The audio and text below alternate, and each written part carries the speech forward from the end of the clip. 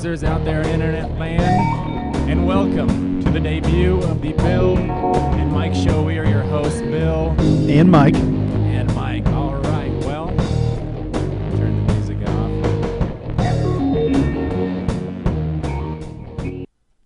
Well, the basic premise of the show is going to be us drinking a few tasty beverages and discussing news and politics and coming in from, I don't know, what would you call it, a skeptical angle?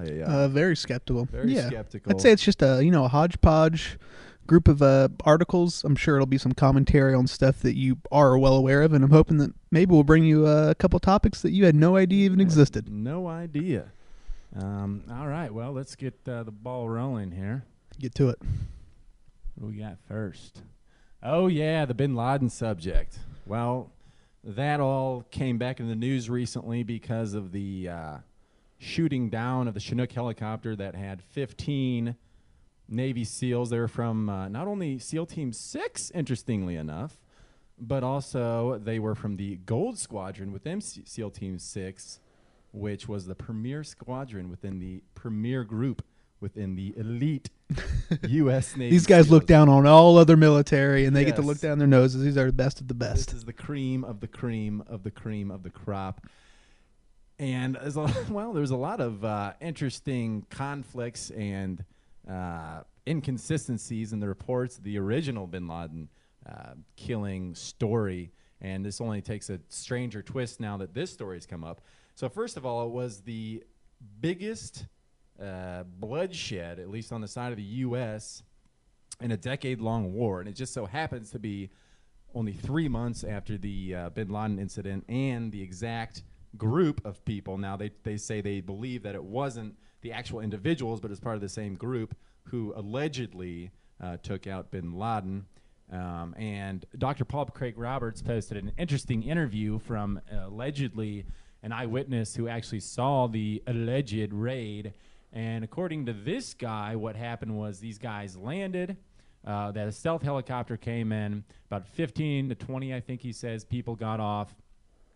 They went into the compound, as they always call it, and they came back out. They took off in the helicopter, and the helicopter exploded. And indeed, after this alleged bin Laden raid, the picture of the tail section of the stealth helicopter was posted. So it did explode. The mainline story was that they had to destroy it because they didn't want people getting a hold of the technology. Sounds reasonable enough, I guess.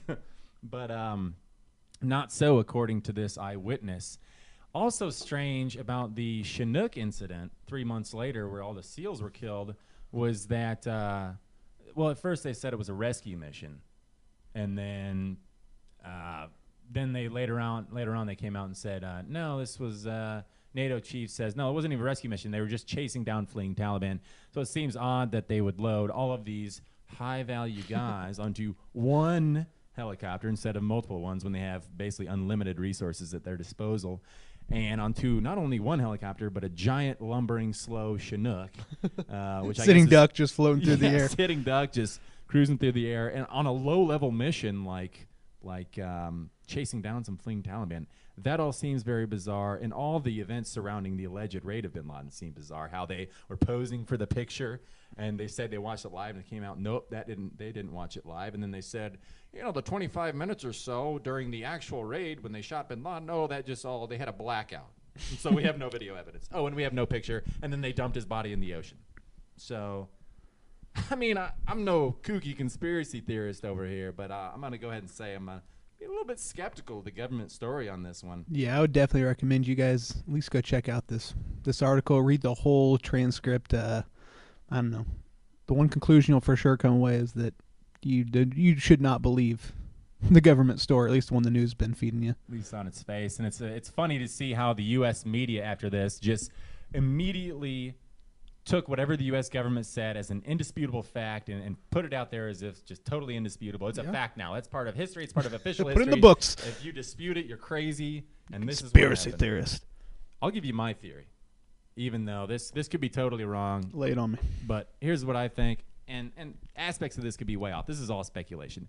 Maybe bin Laden died in 2001 before the invasion of Iraq and Afghanistan, and they wanted to cover it up because if the boogeyman's dead, then you can't have a war on terror, can you?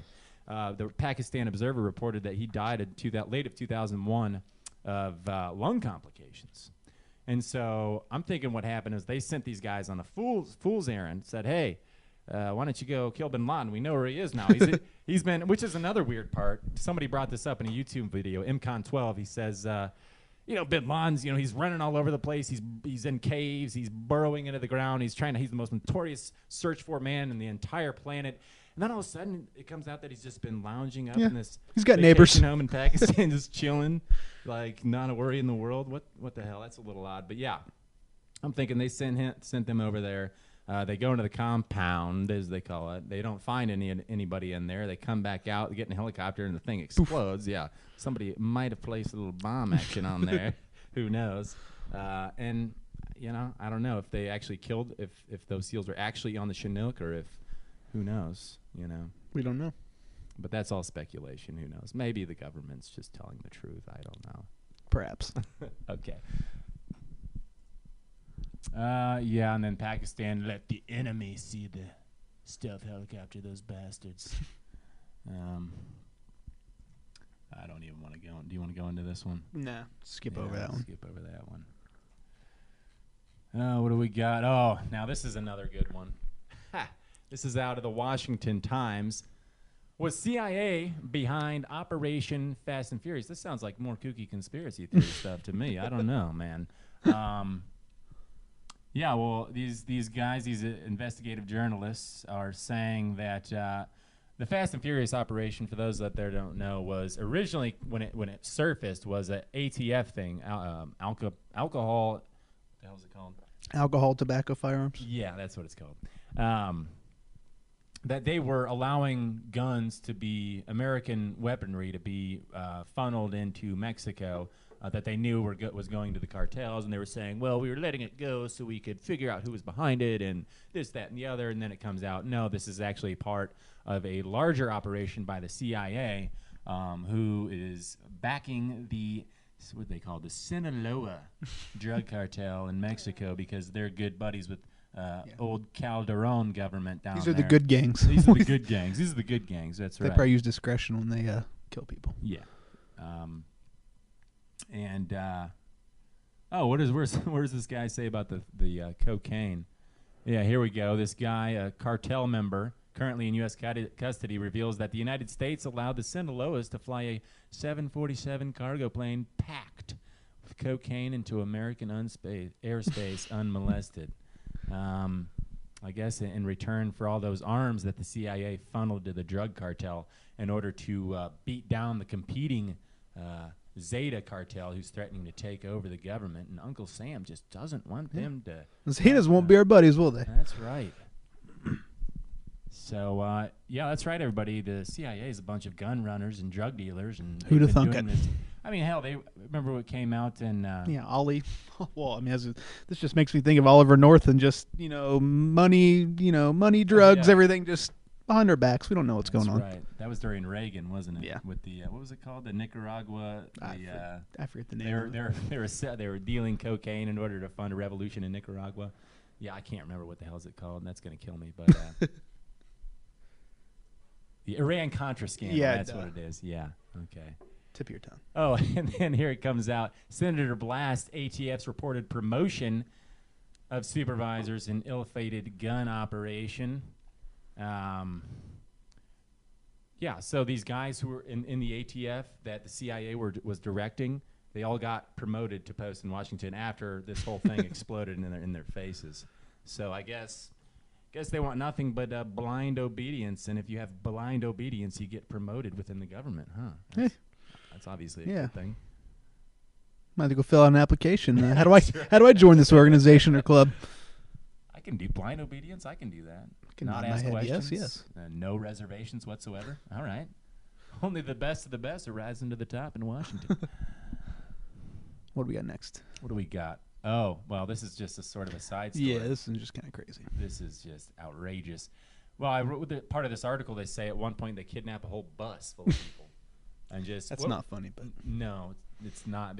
Mexican drug cartels force kidnapped victims to fight to the death in barbaric gladiator-style contests.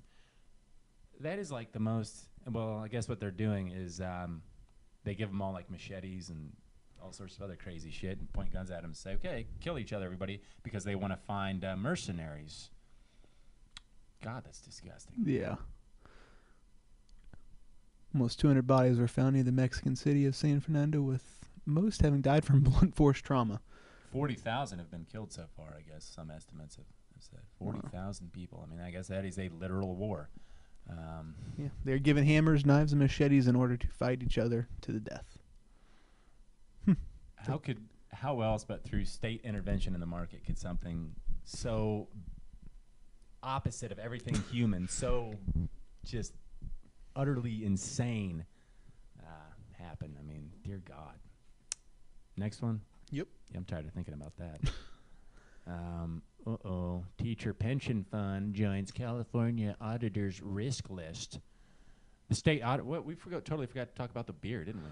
Yeah, may as well give a little plug. Yeah. What are we sipping on? What's this called? Well, I was calling it Unibrow when I first started drinking it. That's what it looks like. UNIBROUE. It's from Chambly, Quebec, a brewery. This is specific one's called Trois Pistoles, 9%. It tastes a lot like a Belgian ale. If you like Chimay or any of those, I think it's even better, actually. It's sort of sweet, and it's got a little maltiness to it, but it's real tasty. It's maybe $2.99 for a 12 ouncer is what I paid. Tastes good. That's all I care about. Tastes damn good. That's all I know. Feels good, too.